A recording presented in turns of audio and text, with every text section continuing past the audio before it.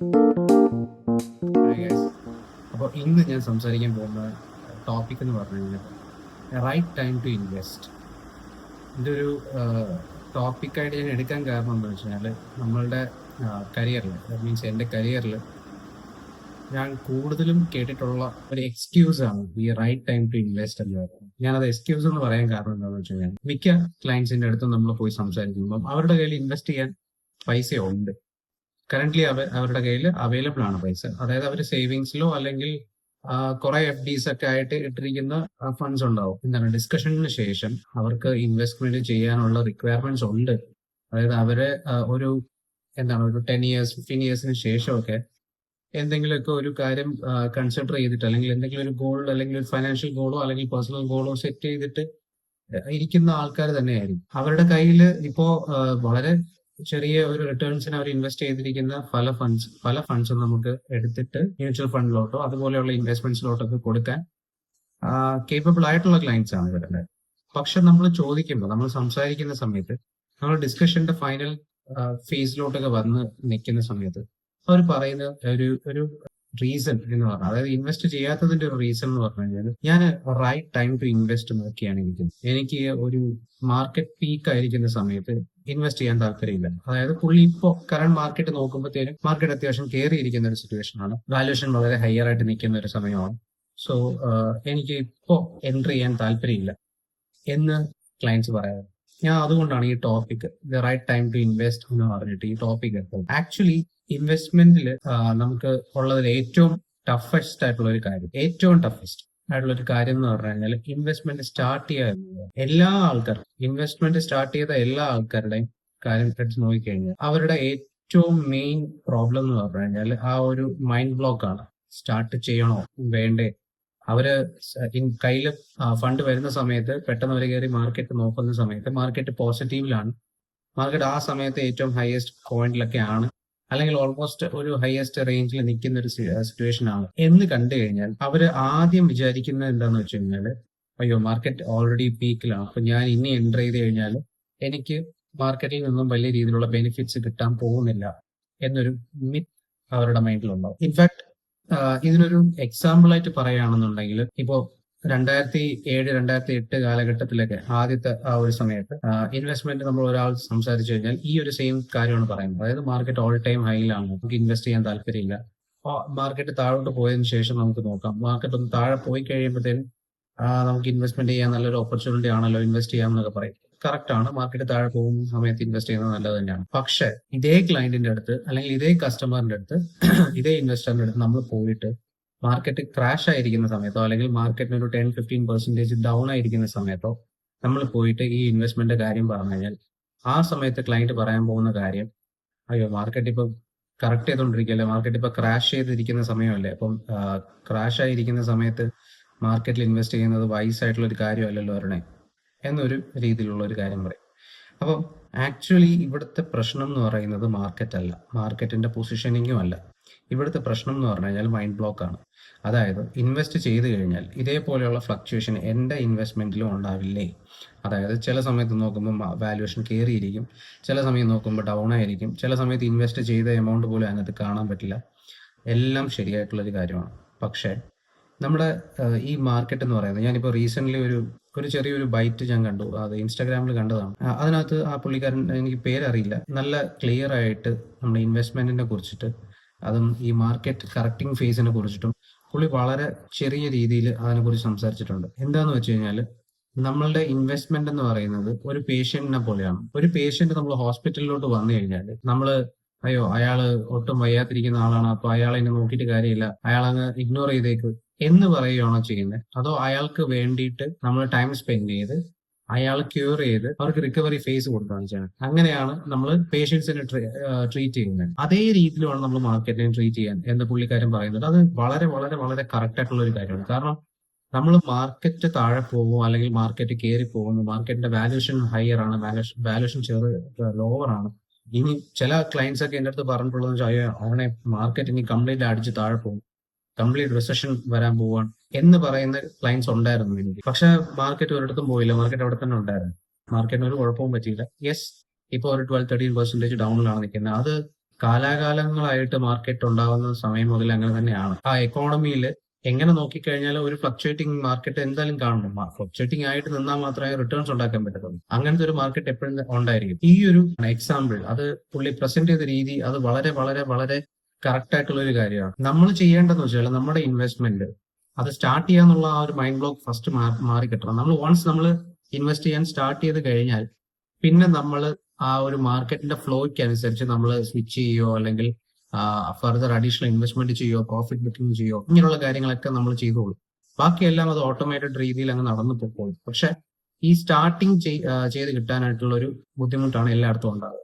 അപ്പൊ in case ഇത് start ചെയ്ത് കഴിഞ്ഞാൽ ഇതുപോലുള്ള മാർക്കറ്റ് കറക്റ്റിംഗ് ഫേസ് വരുമ്പോൾ നമ്മൾ ചെയ്യേണ്ട ഒരു കാര്യം എന്ന് പറഞ്ഞു കഴിഞ്ഞാൽ ഈ പേഷ്യൻസിന് മെഡിസിൻ കൊടുക്കുന്ന പോലെ നമ്മളുടെ കയ്യിൽ ഇൻവെസ്റ്റ്മെന്റ് ചെയ്യാനായിട്ട് അഡീഷണൽ ഇൻവെസ്റ്റ്മെന്റ് ചെയ്യാൻ ഫണ്ട് ഉണ്ട് എന്നുണ്ടെങ്കിൽ മാർക്കറ്റ് കറക്റ്റിംഗ് ചെയ്ത് നിൽക്കുന്ന സിനാരിയോയിൽ നമ്മൾ ചെയ്യേണ്ട ഏറ്റവും ഐഡിയൽ ആയിട്ടുള്ള ഒരു സൊല്യൂഷൻ എന്ന് പറഞ്ഞു കഴിഞ്ഞാൽ നമുക്ക് അധികം എമൗണ്ട് നമ്മുടെ കയ്യിൽ സർപ്ലസ് എമൗണ്ട് കയ്യിലുണ്ടെങ്കിൽ അത് അഡീഷണൽ ആയിട്ട് നമ്മൾ ഈ ഇൻവെസ്റ്റ്മെന്റ്സിലോട്ട് വീണ്ടും ചെയ്യുക എന്നുള്ളതാണ്. കാരണം വളരെ ഹെൽത്തി ആൻഡ് വളരെ സ്ട്രോങ് ആയിട്ട് പൊക്കോണ്ടിരുന്ന പ്രൂവൺ ആയിട്ടുള്ള ഒരു മാർക്കറ്റിൽ എക്സ്റ്റേണൽ ഫാക്ടേഴ്സ് കാരണം ഒരു കറക്ഷൻ ഉണ്ടായി കഴിഞ്ഞാൽ അതിന്റെ അർത്ഥം ആ മാർക്കറ്റ് അപ്പാടെ പൊളിഞ്ഞു പോകും എന്നുള്ളതല്ല.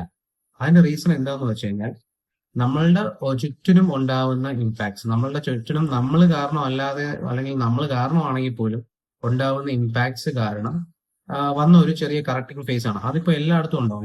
ഇപ്പൊ US-ഉം ഇസ്രായേലും കൂടെ ഇറാനിൽ അറ്റാക്ക് ഉണ്ടാക്കിയ സമയത്ത് നമുക്ക് ഇവിടെ ഓയിലിന്റെയും ഗ്യാസിന്റെയും ഇഷ്യൂസ് വന്നു. അപ്പൊ അങ്ങനെ വരുമ്പോഴത്തേനും ഓട്ടോമാറ്റിക്കലി അത് നമ്മുടെ മാർക്കറ്റിനെ ഇമ്പാക്ട് ചെയ്യും, നമ്മുടെ സ്റ്റോക്ക് മാർക്കറ്റ് ഇമ്പാക്ട് ചെയ്യും. ആ സമയത്ത് മാർക്കറ്റ് ചെറിയ രീതിയിൽ താഴോട്ട് പോകും. അത് സ്വാഭാവികമായിട്ടുള്ള ഒരു കാര്യമാണ്. പക്ഷെ നമ്മൾ മനസ്സിലാക്കേണ്ട കാര്യം, ഇങ്ങനത്തെ ഒരു പ്രശ്നം ഇല്ലാതിരുന്ന സമയത്ത് അത്യാവശ്യം നല്ല സ്ട്രോങ് ആയിട്ട് ഓടിക്കൊണ്ടിരുന്ന ഒരു മാർക്കറ്റാണ് നമ്മുടെ മാർക്കറ്റ്. അതിന്റെ അർത്ഥം ഇങ്ങനത്തെ ഒരു കറക്റ്റിംഗ് ഫേസ് അല്ലെങ്കിൽ ഇങ്ങനെയുള്ള ഒരു സിനാരിയോസ്, ജിയോ പൊളിറ്റിക്കൽ ഇഷ്യൂസ് ആയാലും മാക്രോ ആൻഡ് മൈക്രോ ഫാക്ടേഴ്സ് ഒക്കെ ആയി കഴിഞ്ഞാൽ തന്നെ അത് നമ്മളുടെ മാർക്കറ്റിനെ ഇമ്പാക്ട് ചെയ്യുന്ന ഒരു ഡ്യൂറേഷൻ ഉണ്ടാവും. ഇപ്പൊ ഈ വോറൊക്കെ ആണെന്നുണ്ടെങ്കിൽ വോറൊക്കെ ഒന്ന് ഡൈല്യൂട്ട് ആയി വരുന്ന സമയം കൊണ്ട് മാർക്കറ്റ് തിരിച്ചു കയറി വരും. സോ നമ്മൾ ചെയ്യേണ്ടത് മാർക്കറ്റ് തിരിച്ചൊന്ന് റിക്കവർ ചെയ്ത് വരാനുള്ള ടൈം കൊടുക്കുക. അതേസമയം ഈ റിക്കവറി ഫേസിൽ നമുക്ക് എത്രത്തോളം യൂണിറ്റ്സ് വളരെ ലോവർ വാല്യുവേഷനിൽ അക്യുമുലേറ്റ് ചെയ്യാൻ പറ്റുമോ അത്രത്തോളം യൂണിറ്റ്സ് നമ്മൾ അഡീഷണൽ ആയിട്ട് പർച്ചേസ് ചെയ്ത് ആഡ് ചെയ്ത് കൊടുക്കുക. അതാണ് റൈറ്റ് വേ ഓഫ് ഇൻവെസ്റ്റിംഗ്. കാരണം അങ്ങനെ ചെയ്യുമ്പോൾ ആണ് നമുക്ക് തിരിച്ച് മാർക്കറ്റ് കയറി വന്ന് നേരത്തെ ഉണ്ടായിരുന്ന പൊസിഷനിലോട്ട് കയറി വരികയും അതിനെക്കാട്ടിലും ഫ്രണ്ടിലോട്ടൊക്കെ പോകുന്ന സമയത്ത് നോർമൽ ഒരു ഇൻവെസ്റ്ററിന് അല്ലെങ്കിൽ ജസ്റ്റ് ഒരു നേരം പോക്ക് ഇൻവെസ്റ്റ് ചെയ്യുന്ന പോലുള്ള ഒരു ആൾ ഇൻവെസ്റ്റ് ചെയ്യുന്നതിനെക്കാട്ടിലും വളരെ ഹയർ ആയിട്ടുള്ള റിട്ടേൺസ് നമുക്ക് ജനറേറ്റ് ചെയ്യാൻ പറ്റും. കാരണം എന്താണ്? കാരണം നമ്മൾ അവിടെ മാർക്കറ്റിൽ ഓപ്പർച്യൂണിറ്റീസ് കണ്ടപ്പോൾ നമ്മൾ പേടിച്ച് നമ്മുടെ പാനിക് സെല്ലിംഗ് ചെയ്ത് നമ്മുടെ ഇൻവെസ്റ്റ്മെന്റ് ഫുള്ള് വിഡ്രോ ചെയ്തുകൊണ്ട് പോകുന്നതിന് പകരം നമ്മളൊരു സീസൺഡ് ഇൻവെസ്റ്ററിന് പോലെയുള്ള ഒരു ആക്ഷനാണ് അവിടെ എടുത്തിരിക്കുന്നത്. നമ്മൾ എന്ത് ചെയ്തു? നമ്മൾ ആ സമയത്ത് ഡിസിപ്ലിൻഡ് ആയിട്ട് ഇൻവെസ്റ്റ്മെന്റ് അതേപോലെ തന്നെ വെച്ചു. അതിന്റെ കൂട്ടത്തിൽ നമ്മളുടെ കയ്യിൽ അഡീഷണൽ ആയിട്ട് ഇൻവെസ്റ്റ് ചെയ്യാൻ പൈസ ഉണ്ടായിരുന്നപ്പോൾ ഞാനത് അഡീഷണൽ ആയിട്ട് പൈസ ഇൻവെസ്റ്റ് ചെയ്യുകയും ചെയ്തു. കുറച്ചധികം യൂണിറ്റ്സ് ഡിസ്കൗണ്ടഡ് പ്രൈസിൽ ഞാൻ വാങ്ങിച്ച് എന്റെ ഇൻവെസ്റ്റ്മെന്റിൽ കൂട്ടിയിട്ടുണ്ട്, അക്യുമുലേറ്റ് ചെയ്തിട്ടുണ്ട്.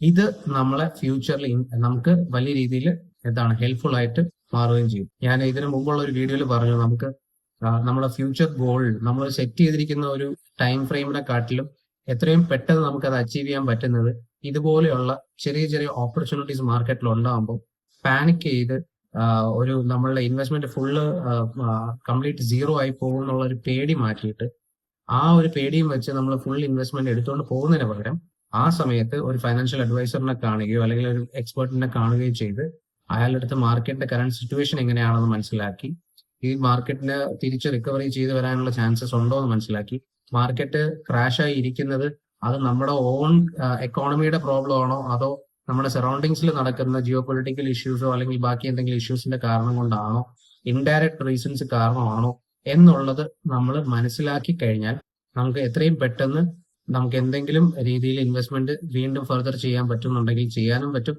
അതിന് വേണ്ടിയിട്ടുള്ള റൈറ്റ് ആക്ഷൻസ് നമുക്ക് എടുക്കാൻ പറ്റും. അങ്ങനെ നമ്മൾ ഉദ്ദേശിക്കുന്നതിനെക്കാട്ടിലും വളരെ ഈസി ആയിട്ട് വളരെ ഷോർട്ടർ പീരിയഡിൽ നമ്മളൊരു 15 ഇയേഴ്സിന്റെ പീരീഡ് ഒക്കെ വെച്ച് നമ്മൾ ഇൻവെസ്റ്റ്മെന്റ് സ്റ്റാർട്ട് ചെയ്താൽ തന്നെ അത് നമുക്കൊരു 11 or 12 ഇയേഴ്സ് കൊണ്ട് നമുക്ക് ആ ഒരു ഇത് അച്ചീവ് ചെയ്യാൻ പറ്റും. ഇതിനകത്ത് പറഞ്ഞു വരുന്ന ഇത്രേ ഉള്ളൂ, the right time to invest എന്ന് പറയുന്ന ഒരു സിനാരിയോ ഇല്ല. നമ്മൾ എപ്പോഴാണോ ഇൻവെസ്റ്റ് ചെയ്യണം എന്ന് വിചാരിക്കുന്നത് ആ സമയത്ത് തന്നെ ഇൻവെസ്റ്റ്മെന്റ് സ്റ്റാർട്ട് ചെയ്യുക എന്നുള്ളതേ ഉള്ളൂ. ഇൻ കേസ് നമുക്ക് ഫുൾ എമൗണ്ട് ഹൈ റിസ്ക് ഇൻവെസ്റ്റ്മെന്റ്സിലോട്ട് പോവാൻ പേടിയാണ്. നമുക്ക് ഈ ഒരു എന്താണ് മൈൻഡ് ബ്ലോക്ക് ഉണ്ട്. അതിന്റെ റീസൺ എന്ന് പറഞ്ഞു കഴിഞ്ഞാൽ ഇത്രയും ഷാർപ്പായിട്ടുള്ള കറക്ഷൻസ് വരുമ്പോൾ നമ്മളുടെ വാല്യൂ ഇത്രയും ഷാർപ്പായിട്ട് താഴെ പോകും എന്നുള്ള ഒരു കറക്റ്റിംഗ് ഫേസ് കണ്ടിട്ടാണ് ഈ ഒരു പേടി എന്നുണ്ടെങ്കിൽ നമ്മൾ ചെയ്യാനുള്ള ഒരു കാര്യം എന്ന് പറഞ്ഞു കഴിഞ്ഞാൽ ഇൻവെസ്റ്റ് ചെയ്യാതിരിക്കുക എന്നുള്ളതല്ല. പകരം നമ്മൾ ഇൻവെസ്റ്റ് ചെയ്യുക. ഓവർ എക്സ്പോഷർ റിസ്കി ഇൻവെസ്റ്റ്മെന്റ്സിലോട്ട് കൊടുക്കാതെ ഇപ്പൊ STP പോലുള്ള ഓപ്ഷൻസ് ഉണ്ട്, സിസ്റ്റമാറ്റിക് ട്രാൻസ്ഫർ പ്ലാൻ. ഏതെങ്കിലും സേഫർ ആയിട്ടുള്ള ഒരു ഡെറ്റ് ഫണ്ടിലോ അങ്ങനെ ഏതെങ്കിലും അഗ്രഷൻ കുറഞ്ഞ ഏതെങ്കിലും കൺസർവേറ്റീവ് ഹൈബ്രിഡ് ഫണ്ട്സിലോ ഒക്കെ നമുക്ക് നമ്മുടെ ഇൻവെസ്റ്റ്മെന്റ് പാർക്ക് ചെയ്തിട്ട് അതിനകത്തുനിന്ന് ഗ്രാജുവലി ഇക്വിറ്റിയിലോട്ട് നമുക്ക് ഫണ്ട് ഷിഫ്റ്റ് ചെയ്ത് നമുക്ക് ആ മാർക്കറ്റിൽ ഉണ്ടാവുന്ന നെഗറ്റീവ് മൂവ്മെന്റ്സ്, ആ ഓപ്പർച്യൂണിറ്റീസ് നമുക്ക് ക്യാപ്ചർ ചെയ്യാനും പറ്റും. നമ്മളുടെ ഇൻവെസ്റ്റ്മെന്റ് വളരെ ലോവർ പ്രൈസിൽ നമുക്ക് ബൈ ചെയ്യാനും പറ്റും. സോ ഇങ്ങനെയുള്ള കാര്യങ്ങൾ നമ്മൾ ശ്രദ്ധിച്ച് നമുക്ക് ഇൻവെസ്റ്റ് ചെയ്ത് കഴിഞ്ഞാൽ ഈ റൈറ്റ് ടൈം ടു ഇൻവെസ്റ്റ് എന്ന് പറയുന്ന ഒരു സിനാരിയോ അല്ലെങ്കിൽ ആ ഒരു കാര്യം നമ്മുടെ മൈൻഡിൽ നിന്ന് എടുത്ത് തന്നെ കളയാം. അത് ഏറ്റവും നെഗറ്റീവ് ആയിട്ടുള്ള തോട്ടാണ്. നമ്മൾ ഇങ്ങനെ ഒരു തോട്ട് വയ്ക്കുന്നത് കൊണ്ടാണ് പല ആൾക്കാരും ഇൻവെസ്റ്റ്മെന്റ് ചെയ്യാൻ മടിക്കുന്നത്. അതുപോലെ തന്നെ എന്റെ പൈസ കംപ്ലീറ്റ്ലി പോവോ എന്നുള്ളൊരു പേടിയും, മാർക്കറ്റിനെ കുറിച്ചിട്ട് ഉള്ള പ്രോപ്പർ അനാലിസിസ് ചെയ്യാതെ വരികയും അല്ലെങ്കിൽ എക്സ്പേർട്സ് ആയിട്ടുള്ള ആൾക്കാരുടെ അഭിപ്രായങ്ങൾ നോക്കാതെ വരികയും മാർക്കറ്റിനെ കുറിച്ചും അതിന്റെ ഫ്യൂച്ചറിനെ കുറിച്ചും ഒന്നും വായിക്കാതെയോ മനസ്സിലാക്കാതെയോ ഇരിക്കുകയൊക്കെ ചെയ്യുന്ന ആൾക്കാരാണ് ഇൻവെസ്റ്റ് ചെയ്ത് ഉടനെ തന്നെ നമ്മുടെ മാർക്കറ്റ് വാല്യൂ താഴെ പോകുന്നതിനനുസരിച്ച് നമ്മുടെ ഇൻവെസ്റ്റ്മെന്റ് താഴെ പോകുമ്പോൾ പെട്ടെന്ന് തന്നെ പേടിച്ച് നമ്മൾ ഈ ട്രേഡിംഗ് ചെയ്യുന്ന ആൾക്കാരെ പോലെ, ഇപ്പൊ ട്രേഡേഴ്സ് ഇതുപോലെയൊക്കെ ആയിരിക്കും, മീൻസ് അറിഞ്ഞുകൂടാതെ ട്രേഡ് ചെയ്യുന്ന ആൾക്കാർ ഇതുപോലെയാണ്. കാരണം ട്രേഡിംഗിൽ കുറെ ആൾക്കാർ പൈസ ഉണ്ടാക്കി എന്നുള്ളൊരു സ്റ്റോറി കണ്ടിട്ട് നമ്മൾ നമ്മുടെ കയ്യിലുള്ള പൈസ എടുത്ത് നമ്മൾ ഇൻട്രാഡേക്കും അല്ലെങ്കിൽ ഡെറിവേറ്റീവ് ട്രേഡിങ്ങിനൊക്കെ പൈസ ഇൻവെസ്റ്റ് ചെയ്ത് നമ്മൾ ഇൻവെസ്റ്റ് ചെയ്ത് ഉടനെ തന്നെ മാർക്കറ്റിൽ ഒരു കറക്ഷൻ അല്ലെങ്കിൽ നമ്മളൊരു മാർക്കറ്റ് മേലിലോട്ട് പോകും എന്ന് കരുതി നമ്മൾ ഡെറിവേറ്റീവ് ട്രേഡിംഗ് ചെയ്ത് കഴിയുമ്പോൾ മാർക്കറ്റ് പെട്ടെന്നൊന്ന് താഴോട്ടൊന്ന് ചെറിയൊരു കറക്ഷൻ വന്നു കഴിഞ്ഞാൽ നമ്മളുടെ വാല്യൂ താഴെ പോകും. താഴെപ്പോക്ക് കാണുമ്പോൾ തന്നെ ഹാർട്ട് അറ്റാക്ക് വരുന്ന പോലെ ആയിട്ട് പെട്ടെന്ന് ഇൻവെസ്റ്റ്മെന്റ് വിഡ്രോ ചെയ്ത് പോകുന്ന ഒരു സിനാരിയോ ഇവിടെ മാർക്കറ്റിലുണ്ട്. അതേ സിനാരിയോ മ്യൂച്വൽ ഫണ്ട് ഇൻവെസ്റ്റ്മെന്റ് ചെയ്യുന്ന ആൾക്കാരുടെ കാണുന്നുണ്ട്. അതിന്റെ റീസൺ എന്ന് പറഞ്ഞാൽ ഞാൻ നേരത്തെ പറഞ്ഞ പോലെ തന്നെയാണ്, നമുക്ക് ഇതിന്റെ പ്രോപ്പർ ആയിട്ടുള്ള കാര്യങ്ങൾ മനസ്സിലാക്കാതെ ഇൻവെസ്റ്റ് ചെയ്യുന്നതുകൊണ്ടാണ്. നമ്മൾ ഫണ്ട് താഴെ പോകുന്നതിനനുസരിച്ച് നമ്മൾ പാനിക് സെല്ലിംഗ് ചെയ്ത് നമ്മൾ ലോസിൽ എക്സിറ്റ് ചെയ്യുന്നതിനെക്കാട്ടിലും നല്ലത് ഒരു എക്സ്പെർട്ട് അഡ്വൈസ് എടുത്ത് ആ സമയത്ത് നമ്മളുടെ കയ്യിൽ ഉണ്ടെങ്കിൽ ചെറിയ എമൗണ്ട് എങ്കിലും, ഇപ്പൊ ഞാൻ 10 15 1 കോടിയോ ഒന്നും ഇൻവെസ്റ്റ് ചെയ്യണമെന്നല്ല പറയുന്നത്. നമ്മളുടെ കയ്യിലുള്ള ഇൻവെസ്റ്റ്മെന്റ് അതിപ്പോ 5000 രൂപയാണെങ്കിലും 10000 രൂപയാണെങ്കിലും നമ്മൾ ഓൾറെഡി ഇൻവെസ്റ്റ്മെന്റ് സ്റ്റാർട്ട് ചെയ്തു, ആ ഇൻവെസ്റ്റ്മെന്റ് പൊക്കോണ്ടിരിക്കുകയാണ്. നമുക്ക് മാർക്കറ്റിൽ ഒരു 5%, 10%, 15% കറക്ഷൻ ഉണ്ടായി. ആ സമയത്ത് ആ ഓപ്പർച്യൂണിറ്റി സീസ് ചെയ്യുക. നമ്മളുടെ കയ്യിലുള്ള ചെറിയ എമൗണ്ട് എങ്കിൽ ചെറിയ എമൗണ്ട് അത് വെച്ചിട്ട് അഡീഷണൽ പർച്ചേസ് ചെയ്യുക. എത്രത്തോളം യൂണിറ്റ്സ് നമുക്ക് അക്യുമുലേറ്റ് ചെയ്യാൻ പറ്റുമോ അത്രത്തോളം നമുക്ക് എപ്പോഴും നല്ലതേ ചെയ്യത്തുള്ളൂ. സോ അതുകൊണ്ട് ഇത്രേ ഉള്ളൂ പറയാനായിട്ട്. നമ്മൾ ഒരിക്കലും റൈറ്റ് ടൈം ടു ഇൻവെസ്റ്റ് എന്ന് പറഞ്ഞ് നമ്മൾ വെയിറ്റ് ചെയ്തുകൊണ്ടിരിക്കുന്നതിന് യാതൊരു അർത്ഥവുമില്ല. അങ്ങനത്തെ ഒരു ടൈമും ആക്ച്വലി ഇല്ല. റൈറ്റ് ടൈം ഒക്കെ നോക്കി കറക്റ്റ് മാർക്കറ്റിന്റെ ഏറ്റവും ലോവസ്റ്റ് പോയിന്റ് മനസ്സിലാക്കി ആ സമയത്ത് ഇൻവെസ്റ്റ് ചെയ്യാന്നൊക്കെ പറഞ്ഞു കഴിഞ്ഞാൽ 1 in a million മാത്രം നടക്കുന്ന ഒരു കാര്യമാണ്. അതും അത്രയും അവർ പ്രിഡിക്ട് ചെയ്തതല്ല. ഞാൻ ഇതിന് മുമ്പുള്ള വീഡിയോയിലും പറഞ്ഞു, അത് ജസ്റ്റ് ഒരു ഫ്ലൂക്ക് ആയിരിക്കും. കാരണം ഞാൻ ഇൻവെസ്റ്റ് ചെയ്യുന്ന സമയത്ത് എന്തോ ഭാഗ്യത്തിന് ആ സമയമായിരുന്നു ഏറ്റവും ലോവസ്റ്റ് പോയിന്റ്. അതുകൊണ്ട് എനിക്ക് മാർക്കറ്റ് തിരിച്ച് റിക്കവർ ചെയ്ത് വന്നപ്പോഴത്തേന് അത്രയും ഷാർപ്പ് റിട്ടേൺസ് എനിക്ക് കിട്ടി. ദാറ്റ് ഡസൻ മീൻ ദാറ്റ് ഞാനൊരു മാർക്കറ്റ് എക്സ്പേർട്ട് ആണ്, ഞാൻ കറക്റ്റ് ആയിട്ട് മാർക്കറ്റിന് ടൈം ചെയ്തു. No, there is no such things. മാർക്കറ്റിന് ആർക്കും പ്രിഡിക്ട് ചെയ്യാൻ പറ്റില്ല. അതൊരു ഫാക്റ്റ് ആണ്. അത് മനസ്സിലാക്കുക. എന്നിട്ട് നിങ്ങൾ ഒരു മൈൻഡ് ബ്ലോക്കും ഇല്ലാതെ ആദ്യം ചെയ്യേണ്ടത് ഇൻവെസ്റ്റ്മെന്റ് സ്റ്റാർട്ട് ചെയ്യുക. ഇൻവെസ്റ്റ്മെന്റ് സ്റ്റാർട്ട് ചെയ്തിട്ട് നിങ്ങളുടെ ഫൈനാൻഷ്യൽ അഡ്വൈസറിന് എന്താണോ പറയുന്നത് പുള്ളിയുടെ അഭിപ്രായം കൂടെ നോക്കിയതിന് ശേഷം നിങ്ങൾ കൺവിൻസിങ് ആണെന്നുണ്ടെങ്കിൽ നിങ്ങളുടെ ഇൻവെസ്റ്റ്മെന്റ് നിങ്ങൾ കണ്ടിന്യൂ ചെയ്യുക. ഓരോ മാർക്കറ്റ് സിറ്റുവേഷനിലും എന്തൊക്കെ ആക്ഷൻസ് എടുക്കണം എന്നുള്ളതെല്ലാം നിങ്ങളുടെ ഫൈനാൻഷ്യൽ അഡ്വൈസർ നിങ്ങൾക്ക് ഹെൽപ്പ് ചെയ്യും. So please continue investing and please watch my video. And എന്റെ വീഡിയോ ആർക്കെങ്കിലും ഇതുപോലെ ഇൻവെസ്റ്റ്മെന്റിനെ കുറിച്ച് അറിയാൻ താല്പര്യമുള്ള ആർക്കെങ്കിലും ഹെൽപ്ഫുൾ ആകും എന്ന് നിങ്ങൾക്ക് തോന്നുകയാണെന്നുണ്ടെങ്കിൽ do share my video with them and please ask them to like and subscribe as well.